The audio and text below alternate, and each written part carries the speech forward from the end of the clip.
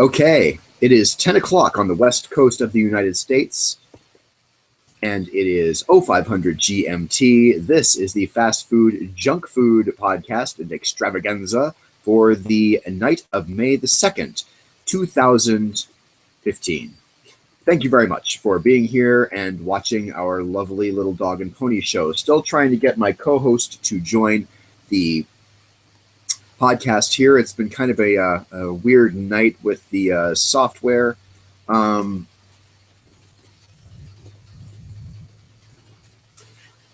either way, we're going to talk about a lot of things, including the following topics, which it's going to be quite a stimulating show. We have a cake-based resignation letter. Yes, that's a resignation letter from somebody, and it was delivered via cake, literally a sheet cake that was given to somebody saying, I quit my job. Thank you for my great time here, blah, blah, blah. We're also going to be talking about Cinco de Mayo. Cinco de Mayo is coming up, and we're going to be talking about the best foods to be enjoying lovely Cinco de Mayo with. By the way, the Cinco de Mayo link is actually pretty funny because it's the least healthful foods you can enjoy Cinco de Mayo with. Also, which fast food place is going to be doing some free Cinco de Mayo food for you. Also, we're going to be talking about the worst Burger King milkshake in history. We're going to be talking about the adults-only McDonald's. Kind of a weird story there, where McDonald's actually has opened a restaurant. Well, they've not opened a restaurant where you have to be over 18 to come in. But there is a story of one franchisee who is not letting teenagers in his store without an accompanying adult because of problems that he's had. Also, the Bumbling BumbleBee Tuna case, where a worker was actually cooked alive to death, and what's happening there. And Sarah Bell says she's watching, but I still don't see her participating, and I don't know anything else I can try. So let's continue. Maybe, Sarah, you can just call on the phone. We've got viewers. We're already starting the show, and I don't know what else to try. But I will go ahead and try to invite one more time. I mean, there's only one thing I can really try, and that's inviting Sarah on the show, just like I have. It works the same way every week. I don't know why. Sometimes she sees it and sometimes she doesn't. But either way, it's going to be a fantastic show. Let's start with the fight. I'm interested to know, send me a text here or a tweet. If you're tweeting, this is the Twitter address, @SebastianKuntz. If you'd like to send a text, you can send it to the number I will put on the screen here. What junk food do you watch the Manny Pacquiao and Floyd Mayweather fight with? I mean, usually people have some kind of alcoholic beverage as well, but certainly, sporting events like that, whether it's the Kentucky Derby, which was also today, or a big fight. All of the people I know in the Trekkie chat room who were watching the fight seem to think it was totally fixed because the judges have some kind of scoring system, which I got to be honest with you, watching a fight in the first place is not my cup of Earl Grey tea, if you will. Like, I really don't give a shit about hand-to-hand combat. And so to watch it is sort of bizarre in the extreme. And secondarily, to go to a party where that sort of thing is the main attraction is not something I even really do. But I know people watch with food and drinks and chips and dip and all kinds of fun stuff. So tell me what kind of food you watched the race with today. Tell me what kind of food you watched the fight with tonight. And by the way, hopefully we'll hear from Sarah coming up. I have my drink of the night, and it's something new. It's Mountain Dew, but it's not Mountain Dew Code Red like I typically drink on the air here.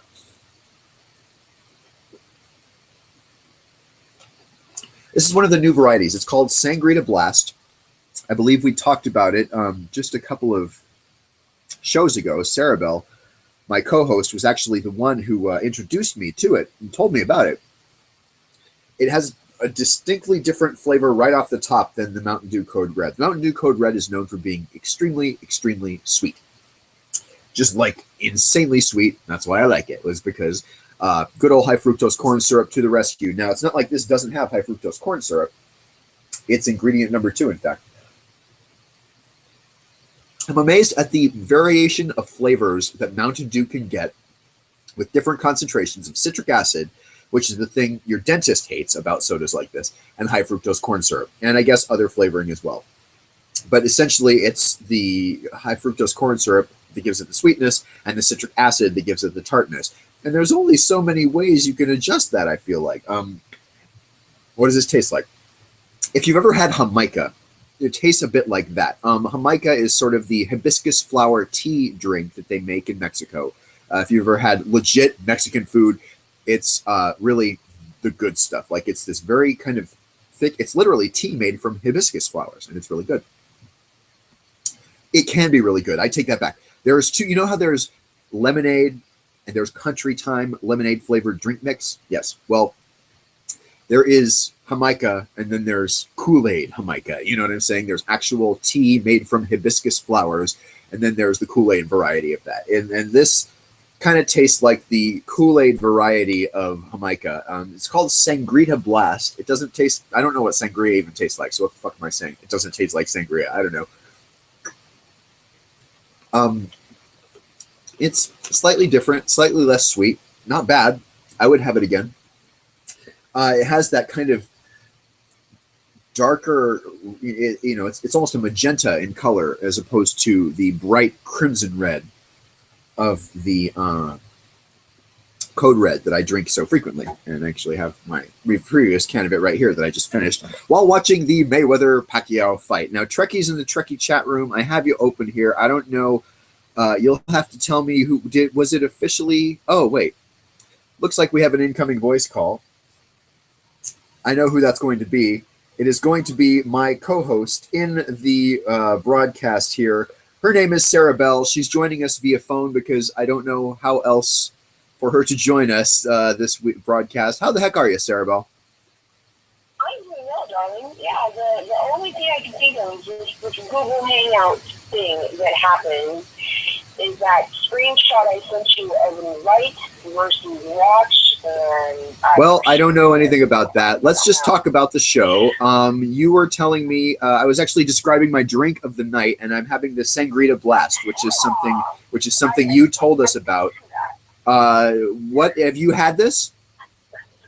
I have had it. I've had it via the tap or the Sushi dispenser. I tend to like my drinks out of the fountain better than out of the bottle. But I like it. You've had it from the fountain, and you like it. How would you describe the flavor compared to, say, Mountain Dew Code Red, which is what some of the Trekkies in the Trekkie chat room thought this was? It tastes more like the darker kind of fruit. You know how the difference between having like a strawberry and a cherry? You know, a strawberry just tastes lighter, and to me, like a green cherry tastes darker. Yeah, you know what? Tastes darker almost. I would describe this, the difference between cherry and, say, black cherry. This is like a black cherry soda almost. It's really actually quite good. I actually don't mind it as much. I had a bottle next to this in the, I guess it's a temporary flavor part of the cooler where you buy these things. I had Baja Blast in a bottle for not the first time ever, but not, you know, I certainly haven't had Baja Blast very much. Baja Blast, of course, being the proprietary Taco Bell flavor of Mountain Dew. Mm-hmm. And I got to say, I love it. That brings us to our first story. We were talking about upcoming events. The next 3 days, I believe it will be Tuesday, is El Cinco de Mayo. Mm-hmm. And Taco Bell is going to be doing exactly what? I believe they are giving us free something. Free something. Well, let's take a look. Oh, that's not the correct. That's not the correct screen I wanted to present. The screen I wanted to present is here. Okay, good. So let me try and put the screen up. I believe we're going to be able to have like 4 hours worth of free food. Go ahead and do me a favor. Hit mute on your speakers because it's feeding back on the phone. The speaker on your computer needs to be muted. Try and, is that any better? yes, it is. Listen to me on your phone if you can. Okay. So we're talking about Taco Bell and the food that they're going to provide, which is what, 4 hours of free biscuit tacos. Yes. Okay, there's a picture of it. These are the biscuit tacos. I think the video is a good 20 to 30 seconds, if not a minute, late. Because okay, well, don't worry too much about now, that. Tell me about this story. And if they are using their Periscope, the streaming service Periscope on Twitter, to announce to thousands of hungry viewers that they're going to be spending 4 hours giving away free biscuit tacos. One of the largest Periscope viewings this person has ever witnessed. They got the information between the hours of 7 a.m. and 11 a.m. on May 5th, 2015. Taco Bell goers can get an absolutely free biscuit taco, either the bacon or sausage variety. not chicken. Interesting. So yeah, I guess that would be different depending on the time zone you live in. The author of this article on foodbeast.com says, I still don't know how I feel about their corny-ass breakfast defector campaign, but they still respect the free taco hustle. You and I thought that was actually not a cheesy campaign. I thought it was a great campaign. I mean, certainly anybody who has seen the 1984 movie, or even if you've seen not the 1984 movie or read the book, but the Apple ad, or the Ben & Jerry's 420 commercial, which talked about that. I'm still getting some feedback from your computer speaker, so do go ahead and mute that if you can. I am just on my phone. That's all I am on. My computer is muted because you're like a minute behind. Okay, good. So I think I just have a loud phone. Okay. That's fine. Am I on speaker? On your phone? No, you're right up next to my face. Okay. I mean, are you listening to me talk to you on your speakerphone? No, I'm listening to you talk to me on my phone. Got it. Okay, very well. Just making sure, because I think my phone is loud. It's a weird feedback thing, and I can't figure it out. But hey, I'm just glad to have you here at all. So Taco Bell tacos. My problem is this picture here looks like it's got jelly on it. Is that like barbecue sauce? That is their like Chipotle jam kind of thing going on. Chipotle jam. Okay, I don't know anything about that at all. You've had this. Tell me about the Chipotle. What does that taste like? Well, I haven't had this. Actually, if you look at the picture, there are 2 sauce cups.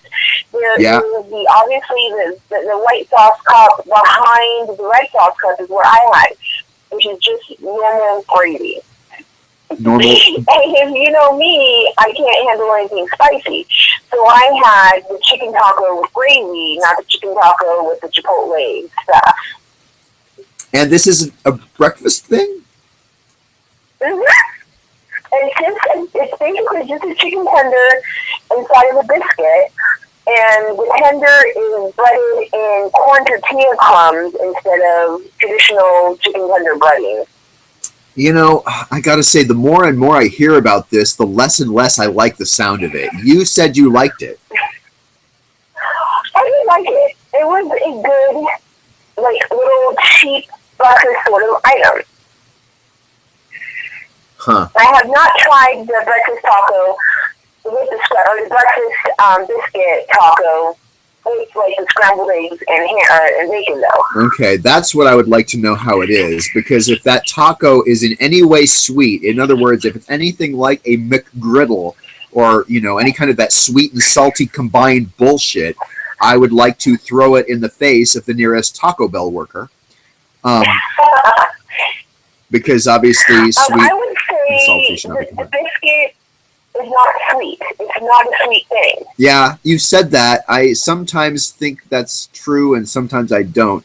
I'm with you on the spicy thing. I can't do the spicy foods at all, and so I really see what you're saying with that. So in other words, May the 5th is what day? I'm just going to look at the calendar here. May the 5th is Tuesday. Tuesday. And so Tuesday morning, make sure wherever you are, if you're at all Taco Bell oriented, get your ass up at 7 a.m., go back every hour in a different outfit, or at least wear a different hat or something like that, and you can get yourself a free biscuit taco with bacon or sausage. Right. Delicious. Go ahead. Yeah. Go ahead. I was going to say, I am slightly excited. I think The Taco Bell open up at 7 a.m. and I work at 8 a.m. and it's an hour drive to work, so I've missed breakfast at Taco Bell going to work. So that is a crime. I would just like to say that is extremely unfortunate, and my heart goes out to you. If anybody's in the Portland, Oregon area and can bring Sarah Bell some Taco Bell breakfast, please give us a call at the number on your screen. So the other thing I want to talk about as far as Cinco de Mayo, Sarah Bell, I know the video is a little bit behind as far as you watching, but I pulled up a website that we don't usually see much of on this broadcast. It is the Physicians Committee for Responsible Medicine website. We don't see a lot of doctors or a lot of discussion about responsible medicine on this. This is a fast food, junk food podcast. The last thing we want is anything from a doctor telling us anything at all. Ever. But this is an interesting thing because hopefully you can see at some point the headline here. It's the 5 worst Cinco de Mayo foods as far as health, fat, sodium, calories, that kind of thing. And I'm sorry, I just feel like an article like that is something worth covering on this broadcast if it's only for irony purposes. You know what I'm saying? Right. Now, this is from May 2010. The article itself is 5 years old. Wow. But I think it's probably going to be mostly okay. Let's just read the article here. As revelers celebrate Cinco de Mayo, they should think twice when ordering at Mexican fast food restaurants. With more than 2,100 calories and more fat and sodium than most people should eat in a day, the charbroiled steak nachos at Baja Fresh tops a list of 5 foods to avoid. Here's the Cancer Project dietitian. These foods are loaded with artery-clogging levels of cholesterol and fat. Cinco de Mayo is a good time to honor Mexico's vibrant and healthful cuisine. Okay, I'm going to stop right there. Mexico's cuisine is known for being vibrant, yes. Healthful, I think you could probably argue against that in a very reasonable way. Well, there are different regions. Yes. Mexico is very large, and there are different regions that have different kind of staples. Mexican food that we're used to in Tucson has a lot of bean influence. There's a lot of beans and a lot of like Native American fry bread and a lot of cheese. Yes, and I mean... different parts of Mexico where cheese is not necessarily a staple. Right. Or anything fried. So there are very helpful Mexican foods depending on what region you're in. And I would say the region where you were teaching school would be more helpful than the region where we're both from. Well, it's interesting you say that. I do think that probably the number one cooking method overall in Mexico is frying in one way or another. Certainly the pork tacos, these tacos de cochinita pibil, which is just basically a pork taco with a special kind of preparation, is my single favorite food from all of my time in Mexico. It might be my number 2 favorite food ever in my life worldwide. Like, it's really that spectacular. And it is nowhere near healthful, for one thing because of the pork, for another thing because of the sort of just preparation method. It's fried, right? But let's go ahead and go back to the article here and see about the top 5 worst Cinco de Mayo foods that can increase your risk of obesity, diabetes, and some types of cancer. The number 5 is at Moe's Southwest Grill. That's not a place I've ever heard of. The ground beef burrito. Never heard of it. That's number 4, Qdoba Mexican Grill. Again, I've never heard of that. The pulled pork burrito. They have Qdoba up here. They have Qdoba in Portland. Really? Say that again? I've never been inside Qdoba. I didn't know I've driven past them. If it made the list of the top 5 worst foods, like, I think that's worth exploring, don't you?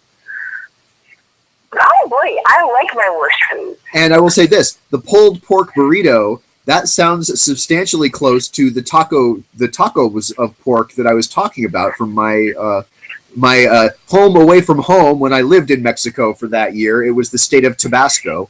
Even though I don't like spicy food, I lived in the state of Tabasco for a year. Okay, now we're getting to a restaurant I have heard of. It's Chili's. The number 3. Down restaurant, Yeah, the number 3, the third worst Mexican food item at a restaurant, the crispy honey chipotle chicken crispers. It doesn't have any information on it. It just says it's the third worst Mexican food item you can get. That is not Mexican food. I'm sorry. I've eaten at Chili's. I have had those chicken crispers. Really? And then there's chicken tenders. Yeah. That's all they are. Okay. That's not, they've added the word chili to them. I mean, yeah, they were a little spicy, but they weren't Mexican food. Let me just throw this out and see what you think. Is it possible that these are, because here's the thing about Cinco de Mayo. It's not really a big Mexican holiday. The people in Mexico on May 5th go to work like normal, and they don't really do too much as far as a holiday or anything special is concerned. The real Mexican Independence Day is in September. They call it the Grito, and it's a big deal. You get like the entire week, if not more, off of work. And I mean, when I say you get the week off of work, it's not like in the U.S. where, the mail doesn't come and the banks are closed and some people still do go to work. When they have these religious or sort of Mexican state holidays in Mexico, everything shuts down. is shut the fuck down. I mean, all the way down, man. Where you can't go to the mall. You can't. I mean, it depends exactly on which holiday you're talking about. But you're talking about Christmas. You're talking about Easter. You're talking about the Grito, which is their big Independence Day in September. Do not expect to go anywhere because you better have food in your refrigerator because even the grocery stores will be closed. You will be lucky if you can find a convenience store in order to like buy ice and shit. So I'm thinking this list of top 5 worst Cinco de Mayo foods might not necessarily be talking about Mexican food. It might be talking about sort of slightly Mexican themed food that Americans go and drink a lot and eat a lot. And you know what I'm saying? Like it may be sort of an Americanized thing. Anyway, that's just sort of my theory on that. But you say they're good, but it's not Mexican food, and I think that's important to note. Right, it's not Mexican food. I mean, they're decent, and I have an affinity for chicken tenders. I mean, usually if I go to a restaurant that I've never been to, I'm like, what's safe? Chicken tenders. Yeah, so. Yeah. Chili's baby back chicken tenders, barbecue sauce. Okay, number 2, Chevy's Fresh Mex. You have Chevy's Fresh Mex in Portland? Okay, Chevy's can shove it up their ass. I'm sorry. I went to... No, you have to hear the story. Okay, tell me the story about Chevy's. I moved to Portland. And maybe like 2 or 3 weeks in, after my mom came for a visit, I was like, I want Mexican food. Last minute, this Tucson, I want Mexican food. So I look off Yelp, and I'm looking for Mexican places. Well, they said Chevy's. I'm like, oh, Chevy's Mexican food. Oh, I'll go up there. It was maybe half a mile from my house. Okay, half a mile from your house is at Chili's, and you took your mom. Did I hear you right? It's a little hard to understand at times, but it was after Mom visited. I see. And it was when she had asked, if there's any Mexican places I had been, and I was like, no, I haven't been. So I went and I ordered just chicken enchiladas. And it came with broccoli and cauliflower. Chicken enchiladas with broccoli and cauliflower. Now, I don't object to broccoli. Cauliflower I really usually don't like. But I will say neither of them are something that are almost ever really served with any kind of Mexican food. No, when you order an entree at a Mexican restaurant, it is assumed you're getting rice and beans. Rice and beans, absolutely. They vary between black and pinto. But if I like the black. Order on the entree, you get rice and beans, not freaking cauliflower and broccoli. Yeah. And I was like, this is not Mexican food, and the waitress came over and asked how everything was, and I was like, this is not Mexican food, and whiter than ever. I mean, she was whiter than me. Yeah. And she was like, wait, what don't you like about it? I was like, it came, I'm like, is it supposed to come with broccoli and cauliflower? She's like, yeah. I'm like, what about the rice and beans? Like, oh, you have to ask for that. I'm like, no, you don't have to ask for that. It should be included. Now, I mean, what is it? Chevy's Fresh Mex? Is that what it's called? Chevy's. Chevy's, yeah. I think I've been there once. This is not related to Chevy, as in Chevrolet, the car maker, but I do think they consider. I mean, the name of the restaurant is Chevy's Fresh Mex, so they consider themselves a Mexican restaurant. But that's sort of a perversion of Mexican food as far as I've ever heard it. They do have the number 2 position on the worst 5 foods list, and it's their grilled fajita salad, which already sounds pretty perverse in itself. And as far as you don't have fajitas in a salad. Yeah, well, I mean, I certainly don't. I mean, if I'm going to have a salad, and I do have the occasional salad, you know, I don't want them next to my fajitas. All right, number 1 on this worst foods for Cinco de Mayo list, according to the PCRM, which is the Physicians Committee for Responsible Medicine, just so we've reviewed who this is from. The restaurant, Baja Fresh Mexican Grill. Again, one of those Americanized versions of Mexican food where you will never see such a place in Mexico, even in Mexico City, very likely. Right. And the number 1 worst food for Mexican food for Cinco de Mayo, the charbroiled steak nachos. Let's see here. Let's see here. It doesn't really give the. Well, here's what it says. Consumers looking for more healthful Mexican foods have alternatives. For example, replacing the charbroiled steak nachos at Chevy's with a Fat Sam fajita at Moe's can save you 1,500 calories and bring down the cholesterol. Blah, blah, blah, blah, blah. So, I mean, there's a full report here at cancerproject.org. We're not going to spend our time looking at that necessarily, but I did like that they have a 5 worst Cinco de Mayo foods because, let's face it, even though it is not really a Mexican holiday, it's one of those de facto American holidays where people drink way too much fucking alcohol and consider themselves Mexican the way people drink way too much alcohol and consider themselves Irish on St. Patrick's Day. Irish, right. And the thing is, if you're looking for a healthy dinner at a Mexican restaurant, almost every restaurant has the taco salad or the taco salad. And, I mean, you're basically looking at an entire head of lettuce, fresh salsa, you know, onion, tomato, black olives, you know, they're good, hearty salads.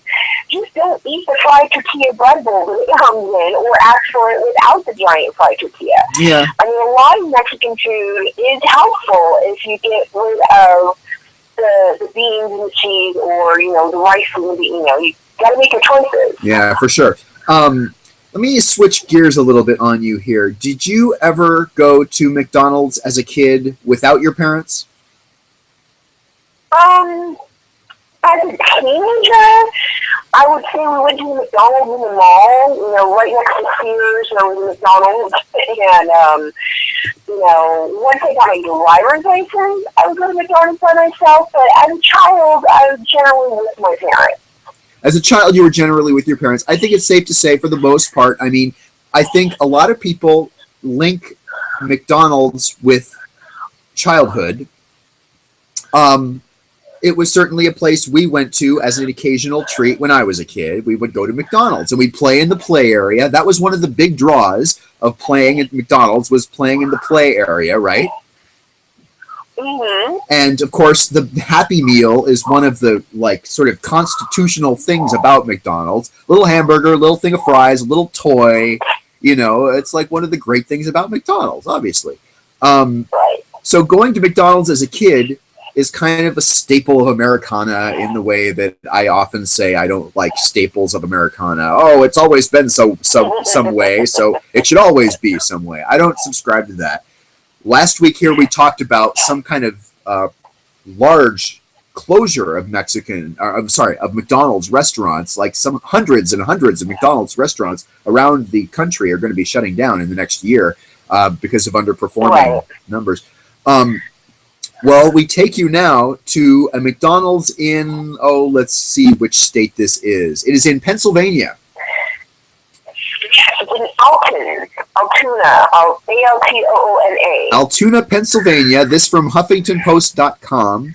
Pennsylvania McDonald's bans unaccompanied minors after assault. Now, this is an atypical case. This is not them saying, this is not an adults-only McDonald's exactly, but if you are under 18, you cannot go to this McDonald's without an adult with you because they had an assault. Let's read the story. The teens of Altoona can now add McDonald's to the list of places like R-rated movies and liquor stores where they can't hang out. One franchisee in the central Pennsylvania town has announced no one under 18 is allowed in his restaurant without being accompanied by an adult. Gerald Harrington is the guy's name. He made the move days after he was allegedly assaulted by a group of about 40 teenagers whom he'd refused to allow into the restaurant. The Associated Press says Altoona police had to be called to the scene. They charged 4 of those teenagers with simple assault, defiant trespass, and other offenses. Police actually maintained a presence. I mean, the McDonald's police contingent was on hand when 2 local teens stood outside the restaurant holding up signs protesting the ban. Few other teenagers actually showed up that day perhaps because Altoona has 4 other McDonald's locations. So again, I just like the idea of suggesting that, an adults only McDonald's. That's not exactly true, but that's kind of what's happening. Right. Right, yeah, the article I was looking at, because I Googled it after I sent you the original link, was that it was reported 25 to 50 juveniles. So this report even is a little bit higher than what that original one said. Yeah. And it was not the first time the teens have had to go there after school. Right. And I mean, we all know teenagers after school have a tendency to gather, whether it's at a convenience store, whether it's at McDonald's, or whether it's at a mall. Teenagers have a tendency to kind of congregate because they're at that social age, and I don't think any of us can really fault them for that. But when there's no adult supervision around, they can get a little rowdy, and that's what happened at this McDonald's in Pennsylvania. Right. Now, there was the one I'm looking at is from a Pennsylvania PBS station. Yes. And they had a poll attached to the article, which was, do you think that the franchisee was in the right in banning unsupervised teenagers?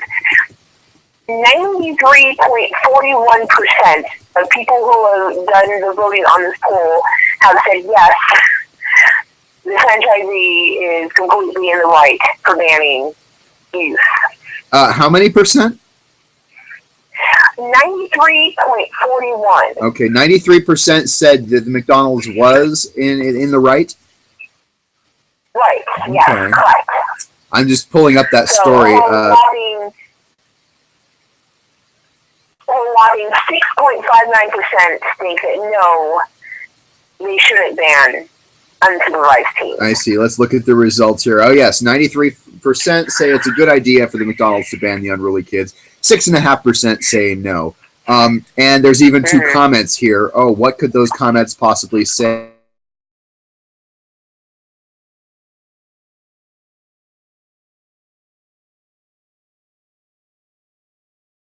It's just spam. No, they're boring comments. It doesn't look like it's even loading for me, so we can actually skip over it. For me, it's just basically saying that, damn right, it's okay. The generations of today lack the respect and values my generation and those before me were raised with. They should be banned from everywhere until they learn how to use them. Okay, they should be banned from everywhere. Ban of all teenagers. Let's just ship them offshore. And yes, it's okay. It's like banning people from bars when they do something wrong, says Kyle. So I mean, again, it's I think it's probably fair to say that because of these circumstances here, that that's probably a guy in the right. Hey, let's go across town to the King. Yes, what did the King do now? The King did not do anything, but a customer got cursed out and assaulted by a Burger King manager. I don't think it was actually a manager. I think it turned out to just be an employee. but she had a milkshake, and it turned out to be bad. Now, this is just the video. Let's go ahead and watch the video before we do anything else. Hopefully, you'll be able to see and hear everything here. This is the customer's phone. What had happened, you can see the video of the milkshake there.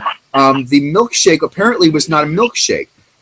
Apparently, this employee had taken a cup and gone to the soft serve ice cream machine and filled up a cup with soft serve ice cream. I don't know if this is one of those mentally defective employees who doesn't know the difference between a milkshake and soft serve ice cream, because that's almost what it seemed to me what was going on here. You know, it almost seemed to me like the employee didn't know the difference between soft serve ice cream in a cup and a milkshake in a cup. And so when the customer took it back and said, I would like a milkshake, this is not good, the customer reportedly watched the employee, who we'll talk about in a second, go back to the ice cream machine, fill another cup up with ice cream, and hand it over. It's like, this is not a milkshake. What are you talking about?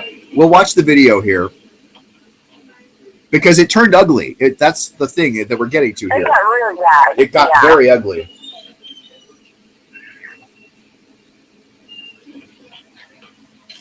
Excuse me, ma'am, who is the manager? What? Who is the manager? Can I please speak to the manager? Can I please speak to the manager? Can I get a refund right now? No, you gotta get it. Thank you. Okay. You're cursing. Are you serious? Are you serious? Are you cannot treat people like this. This is your job. Are you for real? No, I'm fake. What happened to you today? I'm sorry. You handed me soft serve ice cream and then gave me some garbage, and I'm not going to eat it. And you're rude. You are so rude. I don't give a fuck. You are so rude. It's on those cameras, and it's going to be like, do not touch me. I'm not taking a picture. I'm making sure that I'm going to be safe whenever I walk out of here. What you mean? No, bye. This place is getting shut down. I'll do it. They don't get shut down, bro. You said my bitch is real? Get off of my foot. This is a phone from Lollipop. Okay, so the video ends there with the lady saying this restaurant will be shut down and calling the cops.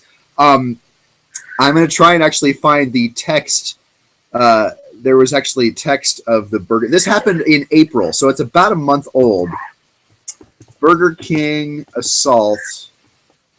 And let's just find it here. I mean, it was on all the websites, break.com, theblaze.com, after customer doesn't want to have it her way. Lake Charles, Louisiana is the town. She went in with her cell phone camera rolling. I believe initially she was in the drive-thru. If you weren't able to hear... But initially... Yeah, go ahead. Yeah, she was in the drive-thru initially, and when she was with the drive-thru, she asked for the milkshake, and she kind of went back and forth with the cup. She told, this is just awesome. So the employee went out of her view, and she thinks just dumped milk on it. She handed it to her nephew, who the milkshake was for, and the little boy was like, this is gross. Yeah. And he wouldn't drink it. And she went into the Burger King, and she was at, the employee was acting crazy, so she went back out to the car again to get her cell phone, and then came back in. And that's when the recording started, when it was the second attempt to just get that refund for the milkshake. Yeah, so the Burger King told the website theblaze.com, which I think is owned by Glenn Beck, so that should give you some problems with credibility. But anyway, The Blaze has been told, we are aware of the video posted on Facebook. Guest satisfaction and service are of the highest priority to everyone at Burger King restaurants. The franchisee that owns and operates this restaurant has terminated the employee involved and has reached out to the guest directly. So I'm trying to find sort of the best... here's another Burger King customer attacked over cold onion rings. From today.com. This is from a year or so ago. The customer sent back his cold onion rings. Instead of an apology or free coupons, he had responded to the customer's complaint with a taser and a switchblade. This was it says San Juan County Court. The victim is now suing Burger King. The complaint says in June 2013, he got served cold onion rings. He went back to the counter and asked Barrera to heat them up. Mr. Barrera took the onion rings and then turned and said to a coworker, "Este gringo está enojado por la comida." That means he's angry about the food. Y no se da cuenta que yo lo voy a entregar y hacer. Okay, blah, blah, blah. There's a whole bunch of Spanish. This white boy is mad about his food and he doesn't even know that I'm going to return it and do whatever I want to it, and he'll still eat it and never have any idea of what I did to his food. And then when he asked what the manager was doing, when the manager started taking pictures of the customer in his car, the complaint says Barrera then came around the corner and began lunging at him with a taser in one hand and a switchblade in the other, called the cops. He was able to dodge the attack. Seeking punitive damages. We don't have the final version of what happened in that story, but this is the second Burger King assault I'm seeing on website. Okay, here we go. Here's the exclusive from liveleak.com. And here's the woman who posted it. Her name is Sarah Self. That's the woman who is the customer. Right, that we never really see in the video. We only see the employee and the manager who finally came out. Yeah, and then the manager did finally come out. She puts ice cream in a cup and hands it to me. "This isn't a milkshake," she said. "Looks like a milkshake to me," said the woman, the employee. "Clearly, this is just soft serve in a cup." She takes it back, pumps something into the cup, and then walks out of my line of vision. She hands the concoction back to me. My nephew tasted it and said it wasn't a milkshake, and it was gross. She pulls forward to get out of her car. "I'd like a refund." "Why? So that's not a milkshake?" "I don't know what it is, and I want my money back." Anyway, after the video ends, she calls me a scary white bitch over and over. The whole story before the cops arrived. Kayla Joseph is the name of the employee shown in the video footage and consequently terminated from her employment. One of the photos in her Facebook profile clearly shows her taking a selfie in her Burger King uniform. Well, guess what? She no longer works to Burger King. He no longer works for Burger King. Although I did notice the picture is still on her Facebook page. In fact, can we click on that? Let's just click on Kayla Joseph's Facebook page. Yeah, you can click on it. I mean, it's not like it says much if you're not her friend. I imagine she'd probably, it looks like it's locked down, in other words. Like, you can't really approach her unless you're her friend. But now says she works at Hollister Company in Lake Charles, Louisiana. I wonder if the Lake Charles Hollister Company knows about the kind of crazy person they have employed for them selling clothes and so on. Right. Well, and then Sarah Selfie, or Self, whatever her name was, has deleted that Facebook page that was referenced in the online article. Oh, has she? I did not know that. I didn't try clicking on that. Sarah's page, Sarah's page was also linked in a number of articles, and, you know... Yeah, I see. It's not available. It's not available, and... Yeah. I wonder why. She's one of those ones... Well, she probably was getting a lot of attention. It seems like a lot of people, even when they are quote-unquote the victim, still get a lot of blame or harassment, especially when it comes to social media. Oh, I mean, I guess that's true to a certain degree, but I feel like the blame or harassment she was getting couldn't have been as bad as the support she would have gotten, because, I mean, that's pretty much clear-cut and very obvious. You know, there's not really many people who are going to be supporting Kayla Joseph, or whatever her name is here, as, you know, she obviously has no business working with the public, as this article says. Her customer service skills are atrocious, and, I mean, it doesn't really say much else about her on this Live Leak page, but man, I mean, to have two stories like that come up about Burger King in the news search here. And then here's another one. Former manager accused in 3 sex assaults at Burger King. And Yeah. these are the people that deserve $15 an hour. You know, Interesting that you bring that up, because I mean that was something we covered in a recent couple of weeks, where the fast food companies are largely being pushed by many of their employees and so on to increase, you know, the minimum wage or the amount that they get paid. And then here's another Burger King dispute: assault by milkshake. This from Athens, Georgia, I believe. Is this Athens, Georgia? Online Athens. It could be Athens, Greece, for all I know, except I don't think there are any Burger Kings in Athens, Greece. Woman purchasing food in 2014 told police she went through the drive-thru and due to a dispute about the amount owed was told to pull forward. A few moments later, the employee who supposedly took her order came outside with the food. The employee became irate about a misunderstanding of the amount owed and started cursing at her. The customer told police she then drove around the building to park, but the employee followed her and threw a milkshake through the window, striking her on the head and then splattering all over the inside of her vehicle. The employee said what happened is the customer ignored her request for money, so she walked outside of the building to bring the woman her food, but when she did, the customer tried to hit her with the vehicle, so she threw the milkshake at her in self-defense. Wow, no arrests were made immediately in connection with that incident. That from March 2014, so just over a year ago. What's happening at Burger King? Is there something? I don't know what's going on. You know, I mean, a lot of places just, yeah.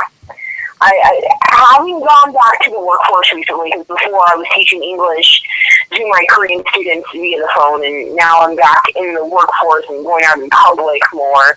People in public are scary nowadays. Yes, people in public are scary.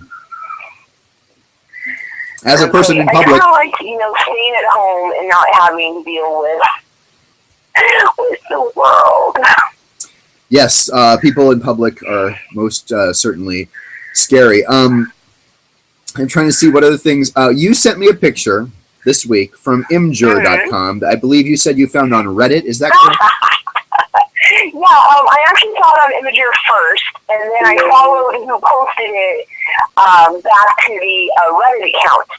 But I saw it, and it made me think of you and our hometown. Yes. Because it is from Tucson, Arizona. It's from Tucson, Arizona. It is a cake in a box, and you can see on it is dated May 1st, 2015. I will read it to you. Quote, "Dear Michelle," that's Michelle Germano, who is news director, I believe, at Channel 13 KOLD in Tucson, Arizona.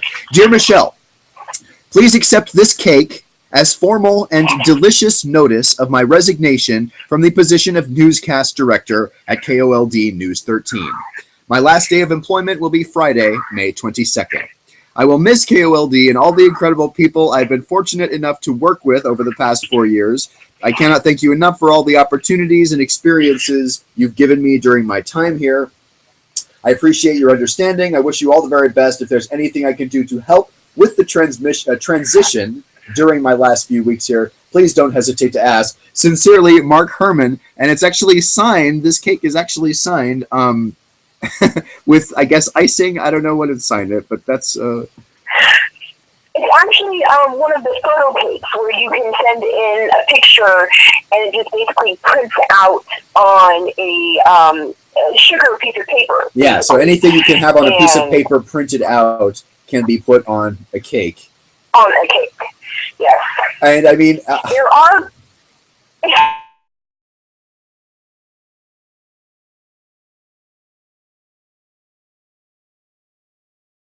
online. After I saw this one, I did a quick Google image of what a resignation cake. Oh, well, we're going to have to go ahead and do that just immediately. Let me go images, google.com, resignation cake.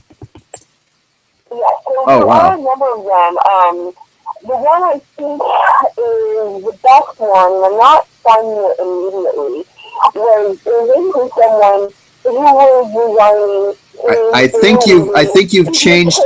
I think you're no longer talking into the microphone of your phone. Suddenly, I can't understand you. Is that better? I had to move my hand because my finger was cramping. Yeah, that's a little bit better. Okay. So I see a couple here.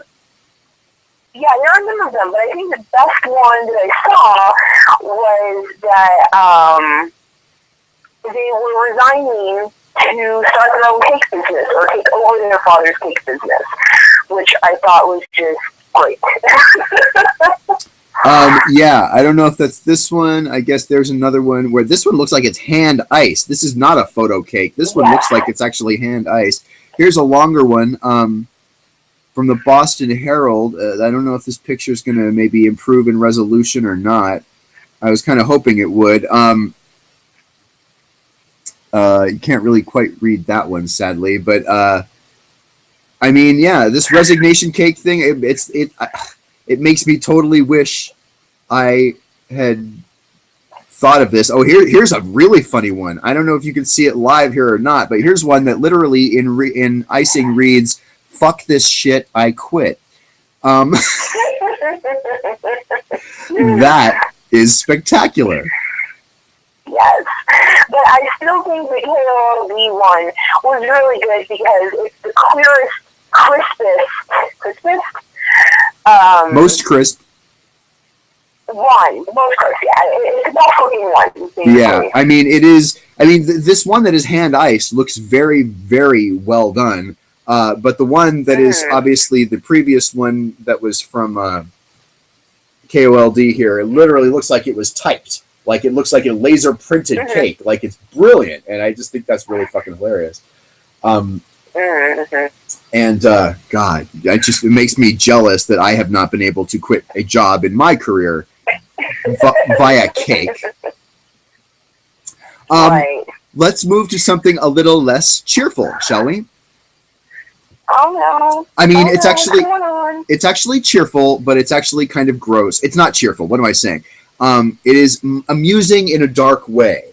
We'll put it that way. Okay. Tell me about. Do you like, say, tuna fish sandwiches? I do like tuna. I kind of like tuna noodle casserole a little bit better than just a tuna fish sandwich. Absolutely, tuna noodle casserole is one of the finest things. Like, for instance, my mom makes really awesome tuna. Just about any kind of casserole my mom makes is going to be badass, but tuna noodle casserole is really a treat. And I don't remember having a tuna noodle casserole from my mom in a long time. When you think of brands of tuna, what do you think of? Just chicken of the sea. Chicken of the sea. Sorry, Charlie. Chicken of the sea. There is good old Starkist. Was that Starkist? Sunkist? No, Sunkist is oranges. I think that's Starkist tuna. And then there's the one we all know of because it had a jingle. Bumblebee, Bumblebee, Bumblebee Tuna. You know? I remember the jingle. You've never heard the jingle? No. Oh, well, we'll have to maybe look that up. I've never heard the jingle. But, yeah, let me... oh, that's what was showing up in the background. I had some kind of weird ad showing up that I couldn't figure out how to click off of. All right. We'll take you to... Now, this is a news story. Those of you who know me know I'm a journalist by career. I'm working on becoming a teacher, but in the meantime, I'm actually, I've got a really big job interview this coming week. By the time we are together again, you and me, Sarah, on the next fast food, junk food podcast, I will have had possibly the biggest job interview of my life. I don't want to say which major corporation it is for, but I will say I will be living in the house of the mouse if I get the job. Oh, now, that would be amazing. Yeah, that would be amazing. Now, it's not like I'm going to be wearing a costume at Disneyland, although that would also be amazing, and if I could get that job, God damn it, I would do it absolutely in a heartbeat, absolutely. I'm a big Disney fan, always have been. You and I have been to Disneyland. Hey, ballpark the number of times you and I have been to Disneyland together. Can you? I would say it's more than 4. More than 4. Than 10. You and I have been. I have been to Disneyland with you and our mutual friend Kate more times than I have been to Disneyland with my own family. Because I've been to Disneyland with my family exactly 1 time, and I've been to Disneyland with you at least 4 or 5 times. So, but that said, I'm a journalist. Anybody who knows what I'm talking about probably by now. I'm not going to say anything more because I don't want to jinx it. I'm strangely calm about it. But well, the reason I brought all that up in the first place, God, talk about tangents. Good Lord God. Please, a little bit less sangria in the Mountain Dew Sangrita, if you please. Exactly. Yeah. It's almost like there's alcohol in this, and there actually isn't. But it's delicious as well. Okay. I reported on the story we're about to talk about in my actual newscasts in the past couple of years, because this story goes back to 2013. And it is, as I said, I started off saying it was not unpleasant. This is a pretty unpleasant story, and it's actually pretty horrifying and pretty gross. We're going to do it as nicely as we can. But this week, Bumblebee Tuna came out swearing its tuna is, in fact, human-free. It was in 2013 when a worker at the Bumblebee Tuna factory, Jose Molina, went missing in the factory. He was 62 years old. He worked Monday through Thursday, 4 a.m. to 2:30 p.m., pushing tin cans to be sterilized for Bumblebee Tuna. When he was missing, his coworkers and bosses thought maybe he was in the bathroom or thought he had taken off early. Workers started fanning out to search for him. They checked the parking lot. They saw Molina's car was still in the parking lot. They made intercom announcements blaring, "Jose Molina, Jose Molina, are you on the campus of Bumblebee Tuna?" No answer, no Molina. After checking the oven room for his coworker, this guy finished loading the remaining carts of fish before sealing the front door shut and starting the superheated, pressurized steam cooker. But Molina was missing and inside that steam cooker. He was trapped. He couldn't get out once the large containers were pushed in. According to the coroner's report, Molina was apparently inside the room trying to fix one of the 36-foot-long industrial ovens.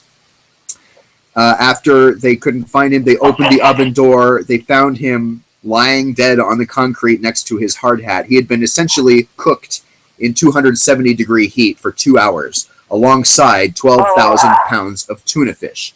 Direct thermal injury, according to the autopsy. It was no doubt a very serious, agonizing death.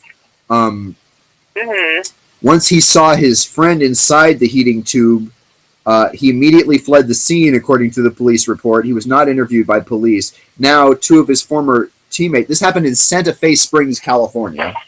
And my last journalism job was in San Francisco, California, so that's why I was one of the people who reported this story. They've now been charged with violating worker safety rules. If they get proven guilty, these two people could be in jail for up to 3 years. They could be fined $250,000 apiece. Apparently, they had no business. What they're saying is he had no business trying to fix that oven in the first place. And now the problem is people are worried about the tuna fish from Bumblebee containing human meat because he was killed next to the tuna fish, you know? Right.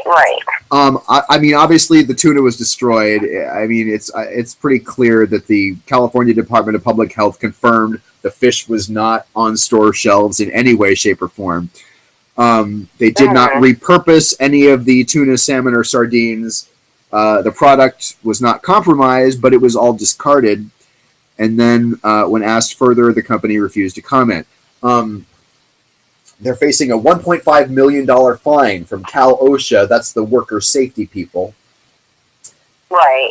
They say they found no violations that led to his demise. It was more or less an accident, but they're still saying that, you know, exactly how this could have happened is being, I guess, investigated. It seems like he wasn't supposed to be in there trying to fix the oven.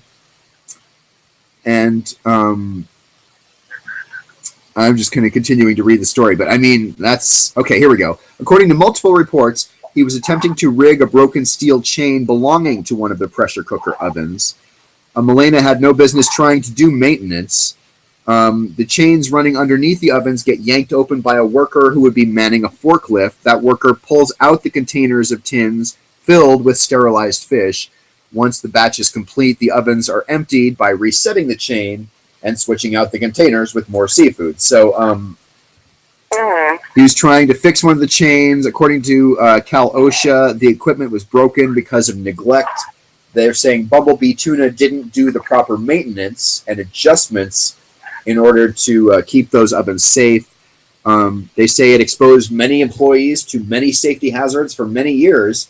And the company also said they failed to inspect or audit those procedures. So, I mean, some people are going to be in trouble.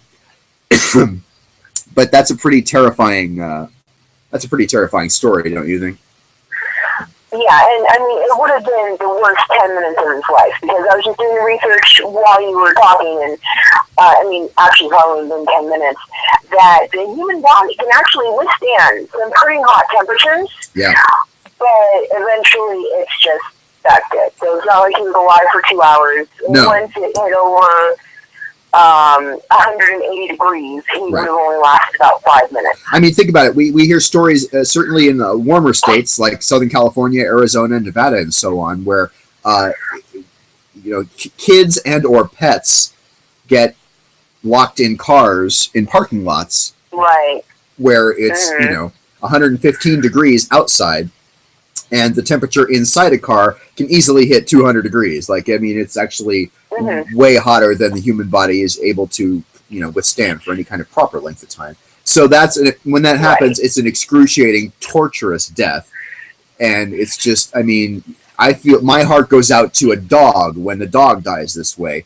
Certainly a small child that cannot get out of a car like that. We had a case like this not long ago where the guy, I think the father of this child, went in and bought like a bottle of gin and drank it and got so wasted that he fell asleep.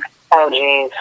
And the small child, like, this is really difficult to talk about, so forgive me for being, it's not graphic, but, the officials described damage to the inside of the vehicle. This small kid was big enough to feel that something was wrong and was trying to get out, and stuff was broken on the inside of the vehicle before he finally succumbed to the heat. I mean, that is just torture in the extreme. And so obviously that guy is going to be facing major charges. Obviously the people at, I almost said the wrong tuna company. I don't want to do that. Bumblebee Tuna are going to have trouble there. But I got to, like you said, you started doing research when I was talking. I also started doing some research today about other worker safety issues and worker deaths. And I found one very recently, this in Myanmar. From the website, the Chiang Rai Times, I guess. This is in, again, Myanmar. This happened, I guess, in Thailand, where police report a migrant worker from Myanmar was killed when he slipped into a meat grinder at a dog food factory. It was an accident. The lower half of the man's body was crushed. He'd worked at the factory 5 years. He fell into the mixer. He got stuck in some glue. Apparently, the grinder was filled with glue used to create artificial bones for dogs to chew on. That right there bothers me, because why are they making artificial bones out of glue for dogs to chew on? Well, I mean, glue, depending on the type of glue, it could be the horseshoe gelatin flour water glue that, how they make kindergarten paste. I suppose, you're right. So there are some kinds of glue that are probably edible, but either way, the factory, which police say used the name PetSmart, the way this is written suggests to me that it's not the same PetSmart that is in this country. It just happens to have the same name in another country as a major pet food and pet toy,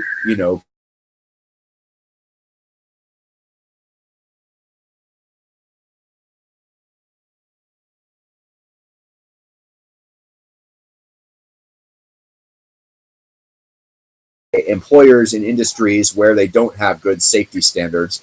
And this came on the same day as a road crash left 9 migrant workers of Myanmar dead from the fishing industry. So 26 workers were crammed into a vehicle. I mean, there's all kinds of, sort of people who work in one kind of food industry or another, in this case, pet food. But a guy crushed in a meat grinder. I mean, this is not really where I wanted the show to... Not having a good day. Yeah, I mean, this is where I wanted the show to go, but man, just be careful out there, certainly if you work near industrial ovens or meat grinders, because Jesus Christ, I don't want to talk about such stories like that ever again. If I tell another story, if I never tell another story about a person dying in an industrial oven, it will be too soon, you know? Did your video freeze up on you here? Did my video freeze up on me? I don't think so. Yeah, I've just been seeing the same shot. There it goes. For a while. Did it change that? Going from employees getting crushed and burnt alive, I sent you a popcorn story. Popcorn story. I don't know if I saw that. The Cheetos popcorn. Oh, right you are. Let's go back to that. This is going to be a good thing to shift away from the horribleness of what we were talking about. By the way, in case you were watching, I guess Mayweather beat Pacquiao if you're watching that fight, which I actually saw part of, but do not give shit one about. All I know is I don't care. All I know is I like Mayweather's shorts better than Pacquiao's shorts because Mayweather's shorts were sparkly and gold, and you know who you're watching. This is not a surprise. Okay, tell me something to search for in Google again. Popcorn, movie. It is Cheetos. Yes. Flavored popcorn at the movie theater. Cheetos popcorn may become our new theater must-have. I see it here. And the Food Beast. Yeah, the Food Beast is what I had actually sent you. So I think this is kind of neat because I like my flavors on the popcorn, like when you go to the movie theater and they have the shake kind of stuff. Absolutely. But Frito-Lay is quietly kind of trying a new campaign to add Chester Cheeto to the popcorn. It looks like that there was a media event at a cinema in Las Vegas. Yep. And some people had snapped photos of Chester Cheeto with the popcorn. What is interesting to me is that, I mean, Cheetos, a lot of people don't know what Cheetos are made out of. Say that again? People don't know what Cheetos are made out of? Right, yeah. I asked some of my coworkers when we were in the lunchroom, and after I seen the story, I was like, well, this seems kind of, ironic that they're making a cheesy corn snack into a, just moving the flavor onto another type of corn. Right. And my two coworkers were like, Cheetos are made out of corn? It's cornmeal, yeah. I mean, I didn't know I didn't know it was possible for people to not know that. I thought everybody knew that Cheetos are just ground up cornmeal. They thought that Cheetos were some sort of puffed cheese. All right. I don't know. I don't know who your coworkers are, but you need to get some new coworkers and fast because that is some mind-boggling stupidity right there. There is no such thing as puffed cheese. And what I just sent you on Facebook is what Cheetos Frito-Lay already produces, which is popcorn with the cheese flavor on it. So it's $3 for a giant bag, and actually, if I was on the air, you would see it. Yeah. I got a giant bag of Frito-Lay Chester cheese or Chester Cheeto cheese popcorn. And I'm like, it's already out there. They've already made it, but now they're just moving it into the movie theater. Yes, I'm slowly pulling it up here. It's taking me a second to be able to do that, but let me switch over to the thing you sent me because I do have it here. This is not terribly new.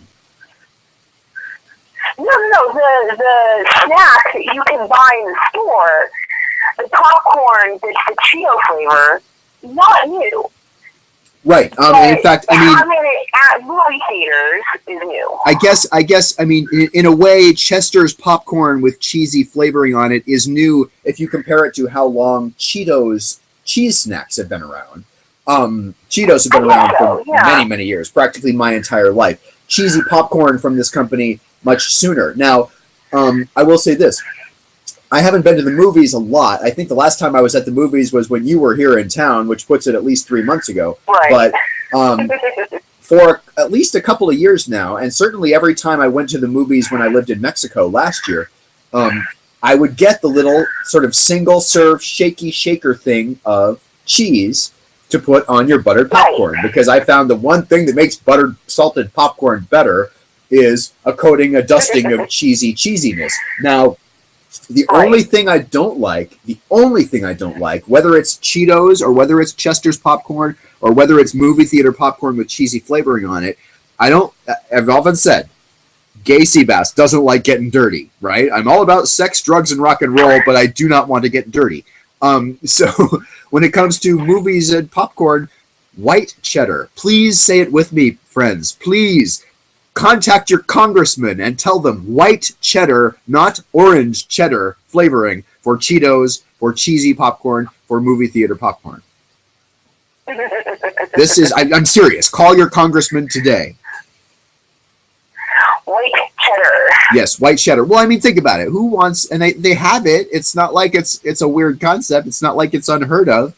But who wants their fingers covered with orange death? Essentially, that's what it is. And it's not sexy at all. Especially if you're at the movie theater, there's a 90% chance you're on a date of some kind. And who wants, I mean, unless you're going to lick the orange flavoring off of your date's fingers, orange flavoring is not a sexy thing to have on your fingers or under your fingernails, you know? And see, when I was at work, in many incarnations of me being at work, I would eat my Cheetos with chopsticks. You would eat your what? My Cheetos with chopsticks. I'm sorry, we must have some kind of really bad connection, because it sounds like you're talking about eating Cheetos brand cheese snacks with Asian chopsticks of bamboo, and I know that cannot possibly be what you meant. That is exactly what I meant. It's because call centers are disgusting, and even if you have your own desk at your call center, your keyboard, you don't know when someone's used your keyboard. And I personally do not want to go back and forth between eating Cheetos, getting the stuff on your fingers, looking it up, and then having to type in numbers. So I realized that when you are at a call center and you want to snack on Cheetos, using chopsticks are the best way to keep your hands clean. All right, I will say a couple of things. First of all, I can't use chopsticks. I don't know how. I cannot master it to save my fucking life. So I'm already sort of not able to do that. More importantly than me not being able to use chopsticks, you get like a gold star for the year for being as courteous as you are, because my bet is 90% of your coworkers at that call center would not be so courteous as to give a shit about whether or not they were eating something messy and then typing on the keyboard later. Like, seriously.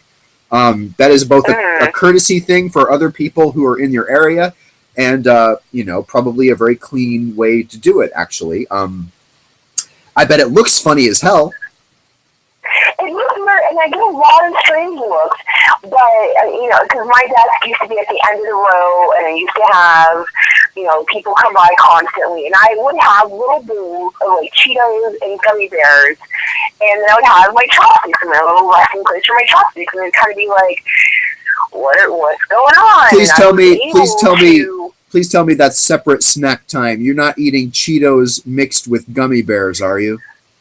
No. They've got their own separate little bowls, and there's usually a palate cleanse between the two. Okay. But I can't tell you how many times that someone who has never worked with me came by and was like, why are you eating Cheetos with a chopstick? And I would be eating, and I got a call coming in, so I'd turn my chopstick around and use the other end of my chopsticks to punch in the numbers, or, kind of that whole, I don't have to touch the keys and have dirty fingers, and then people would understand it. It is an ancient Chinese secret, and it is, of course, the most honorable way to enjoy Cheetos. In fact, I believe the Chinese were eating Cheetos with chopsticks 500 years ago. So clearly, this is the most traditional way to do that. I have a story to tell you that's kind of a gross story. Yay, gross story. Yay, gross story. Now, it's not super gross. This is not gross like a man being cooked in a tuna oven or anything like that. But I was at the DMV.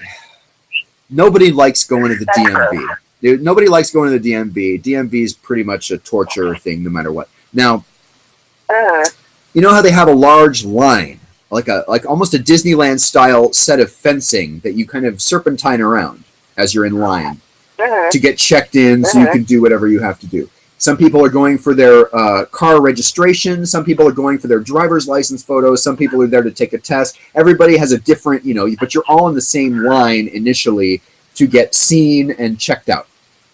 So they can put you in the right queue for the right thing. You might be waiting 15 minutes if you're getting your car registration. You might be waiting an hour and a half if you're getting your driver's license, kind of a thing. Right. When I pulled up, I was actually driven there by my friend, and we both saw the fire department and an ambulance outside the building. Oh, no. Now, fire department, ambulance. This does not bear well, but we went in. I'm not familiar, and you don't go to this place that often, so it's not like and immediately know to turn left or right or whatever. You have to go in and talk to the security guard and get a direction. And you guys right through that door, but take an immediate left because we had a medical emergency. And I'm like, yes, I did see the ambulance outside. Somebody had fainted or passed out while they were in the line, and the paramedics were on scene treating her. And because of that, they had relocated the line to the seating area. After you get your ticket, you go to the seating area and wait for your number to be called. So they have this large seating area that is normally only occupied by people who already have their ticket. But because of this medical emergency, they kind of wrapped the line around this seating area. And it was just a weird situation. I'm getting to the gross part, so stay with me. It's kind of a long story. So instead of being in a line where you're looking at the back of the head of the person in front of you, we are in this large room where there are chairs around the perimeter of the room, right? So you're facing the center of the room, and the people in front of you and behind you in line are to your left and right, rather than in front of you and behind you. You know what I'm saying? You're in chairs around the edge of this room. The girl who would have been behind me, except for the fact that we're all sitting facing with the same direction, I don't know what she had, but she had a Fry's grocery store plastic bag with a bag of some kind of cheesy or chip type product that was open, and there's a spoon sticking out of it. All right. Now, I have many friends who are, of different body types. I don't make fun of fat people, but this woman was not, my objection to her was not that she was overweight. This woman was a slob. Okay. She smelled bad. Okay. And she had this bag with this, I don't know if it was Cheetos. I don't know if it was Tostitos or Fritos or something, but there was some kind of sauce poured into the bag. And again, like a spoon sticking out. So she's eating this with a spoon, and if the smell I was smelling had been from the bag, it would have been okay. But what was the smell I was smelling? It was her cheesy-ass, disgusting slob breath. And again, because we're all facing kind of the same direction, she's and she's one of the people who is a complete stranger to you but wants to talk to you. Talks to everybody in the line. And she's telling people about her kids, how her kids had diarrhea that morning but went to school anyway. I mean, the slobbiness of this woman was in the extreme. So what I had to do was kind of sit forward on my seat and turn my head away, and I was able to just barely escape these slovenly, slobby, cheesy, disgusting fumes of this person at the DMV. And begging for the line, because I'm looking at the injured woman in the fenced-off serpentine area, thinking, okay, if she gets taken care of soon enough, maybe we can go back and stand in line. I have a sense that if we all go back to standing in line the normal way, I'm not going to smell her disgusting breath. And that did turn out to be what happened after about 10 minutes, though. And Oh, just for the love of God. I don't care if you bring food with you at a place. There's big signs that say no food and drink, but she's there with her, going nuts. Like Homer Simpson style, chomp, chomp, chomp, crunch, crunch, crunch, just going after it. And I'm like, honey, that's fine, but try to be aware of how you smell, and try to be aware that there's people around you who, may not want to smell it. Certainly chew with your fucking mouth closed. For the love of God, we're living in a society. God, when they talk about the DMV being the great equalizer, that's, I guess, what they're talking about. I had a really bad time at the DMV, and I had to relate that story to you, only because you brought up cheesy deliciousness, which I like. I like cheesy deliciousness. I probably would have liked... Cheesy deliciousness is good. It's the disgusting keyboard that's bad. Exactly. The disgusting keyboard is bad. It is the disgusting breath that is bad. It is the sort of chewing with your mouth open when you're eating something other people find disgusting. When you're eating... microwaved fish in an office that you microwave there in the office and are polluting the entire floor.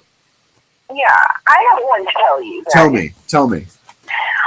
I went on, because I've been going on a number of job interviews, I went on an interview at a bus yard, school buses. Say that again? You went on an interview? For school bus driver. School bus driver, got it, okay.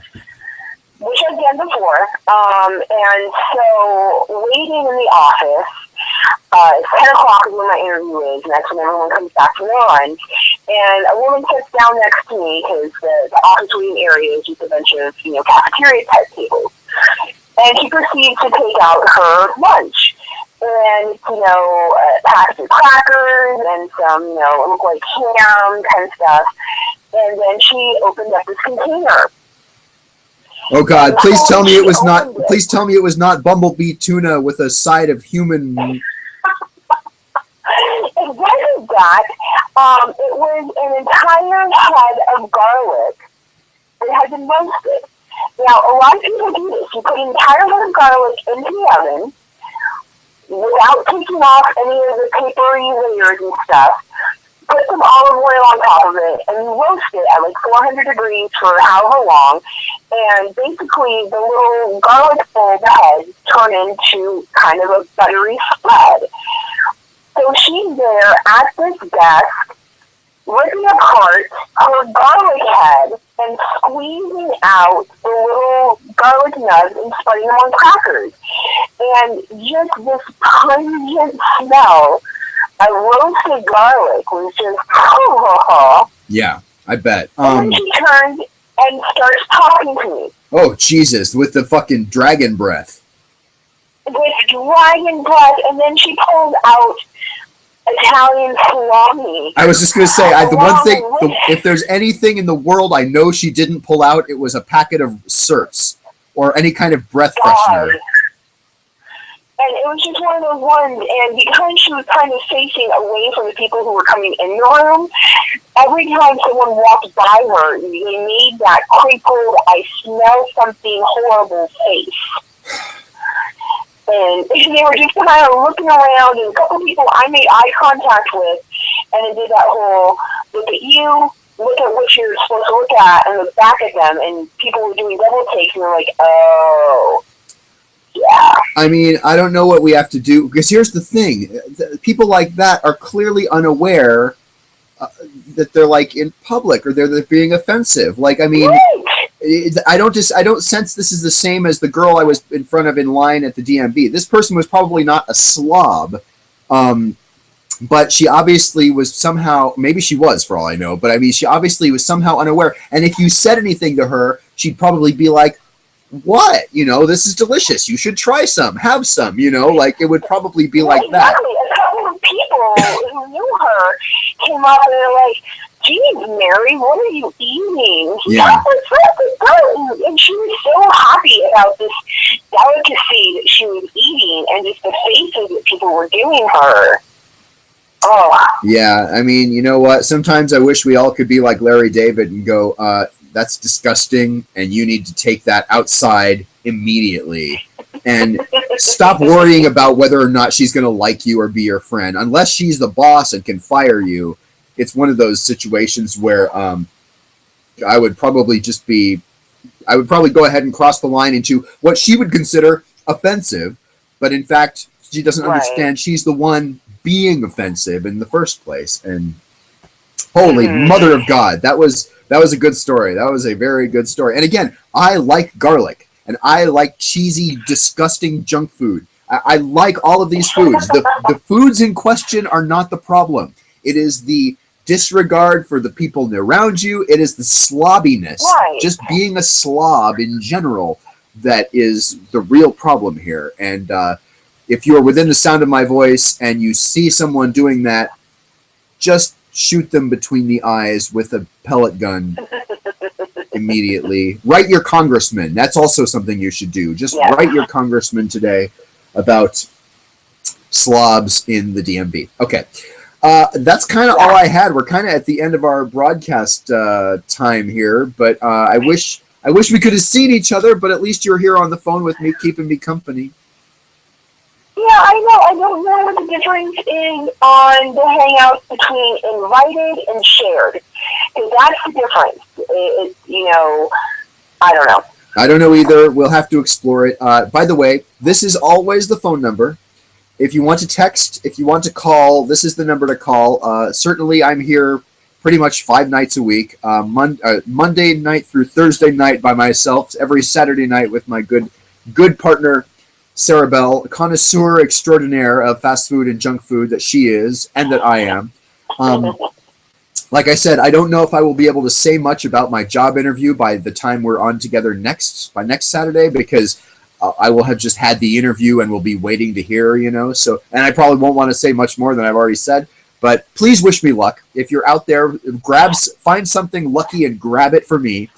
And of course, enjoy some cheesy, disgusting orange type of product for me as well. And I guess we'll see each other next week, huh? Yes, next week. I have no Saturday plan next week. So last week I was down in Southern Oregon, close to California, and there was no good internet anything there. Well, you should have kept going into California, because by law they have to have Wi-Fi in all of the trees. It's true. It's true. All tree Wi-Fi every day, all day. You gotta love California, the land of milk and honey and tree-free Wi-Fi. Make it a great week, everybody. Have a great week yourself, Mrs. Sarah Bell, and we will see you next week on the Fast Food Junk Food Extravaganza. Happy Cinco de Mayo, by the way, as well.